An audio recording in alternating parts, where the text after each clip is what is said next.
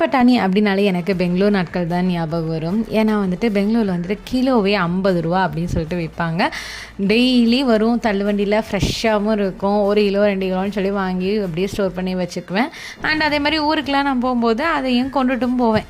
இப்போல்லாம் வந்துட்டு இங்கே வந்ததுக்கு அப்புறத்துலேருந்து இது வரைக்கும் நான் பச்சை பட்டாணி வாங்கினதே இல்லை. ஏன்னா இங்கே வந்து ப்ரைஸ் ரொம்ப அதிகம், கிலோவே 200 ரூபாய்க்கு மேலே இருக்கும். ஸோ வந்துட்டு இந்த தடவை தான் லூலு மால் போயிருக்கும்போது 100 ரூபீஸ் கிட்ட இருந்ததுனால ஒரு 1/4 கிலோ போல் வாங்கிட்டு வந்துருந்தேன். அண்ட் அதே மாதிரி வெள்ளைப்பொடி எல்லாமே ஃப்ரெஷ்ஷாக இருந்தது. ஆசையில் எல்லாத்தையும் வாங்கிட்டு வந்தாச்சு. அப்புறம் தான் ஞாபகம் ஐயோ நம்ம ஊருக்கு போகிறோமேன்னு சொல்லிட்டு என்ன பண்ணுறது, எல்லாத்தையும் வாங்கிட்டு வந்து அவ்வளோத்தையும் ஒரு வாரத்துக்குள்ளேயே கடகடான்னு முடிக்கணுங்கிறதுக்காக ஒரு நாளைக்கு 2 காய் அந்த மாதிரி வச்சு முடிச்சிருந்தேன்.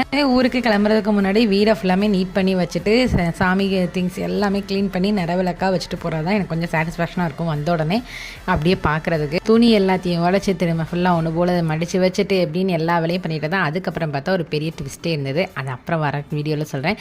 நீங்கள் எப்படி ஊருக்கு போகிறதுக்கு முன்னாடிங்கிறத கமெண்ட்டில் சொல்லுங்கள்.